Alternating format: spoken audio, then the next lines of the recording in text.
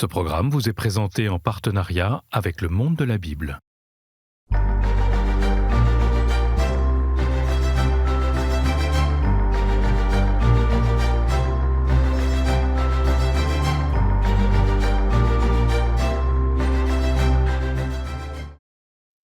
La présentation au Temple.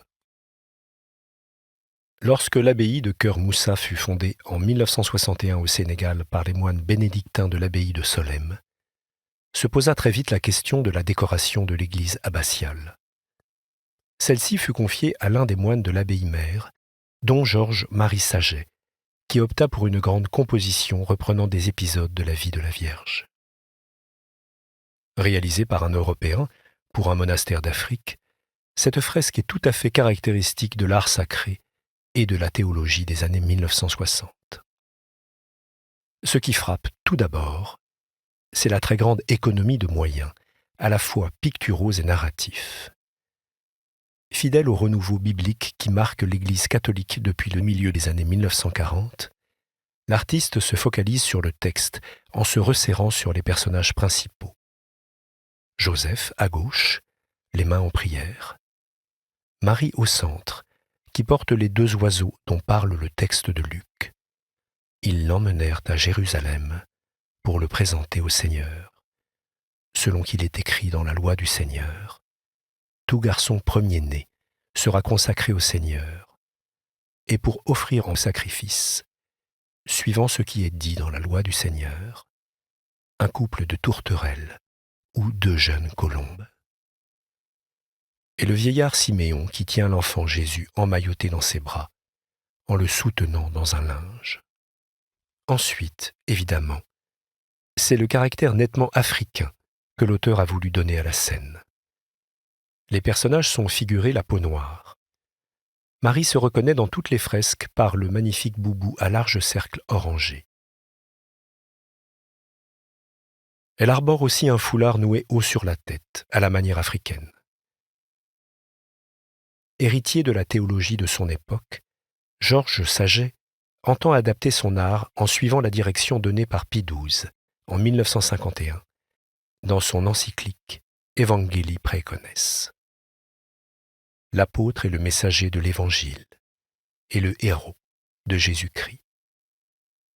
Le rôle qu'il remplit ne demande pas qu'il transporte dans les lointaines missions, comme on y transplanterait un arbre, les formes de culture des peuples d'Europe, mais ces nations nouvelles, fières parfois d'une culture très ancienne, doivent être instruites et réformées, de telle sorte plutôt qu'elles deviennent aptes à recevoir les règles et les pratiques de la vie chrétienne.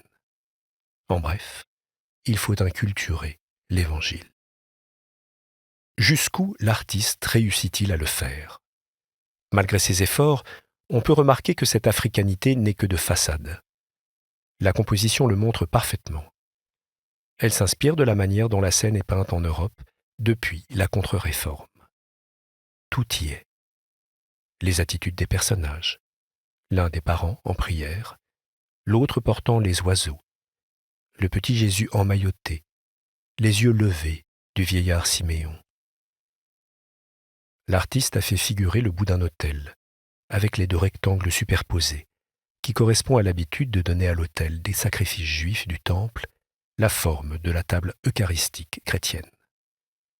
Le linge dans lequel Siméon tient l'enfant vient des icônes orthodoxes, où l'on se voile les mains en signe de respect. Les peintres latins l'adoptèrent, sans doute pour faire ressortir la carnation de l'enfant et faire une allusion à l'hostie présentée sur la blancheur d'un linge. Les auréoles, enfin, sont typiques de l'art européen, y compris celle marquée d'une croix réservée au Christ. Le style artistique est lui-même européen. Il est caractéristique de l'art sacré de cette époque, qui bénéficie de l'évolution de l'art moderne depuis Cézanne. Simplification des lignes, choix de grands aplats de couleurs, goût pour le géométrique.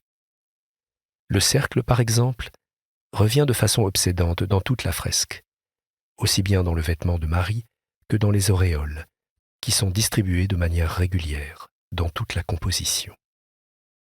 Même la façon de représenter les Africains vient d'Europe.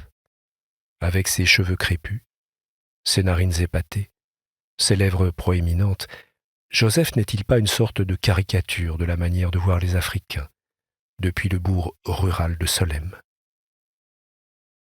Malgré ces maladresses qui se perçoivent avec le recul des années, on ne peut qu'être émerveillé par la générosité qui se dégage de cette image. En dépit de ses naïvetés, et peut-être dans ses naïvetés même, elle expose avec candeur l'espérance d'un authentique mélange des cultures. Elle plaide avec optimisme pour une religion universelle, qui pourrait se dire à tous les peuples, dans tous les langages, à commencer par celui de l'art.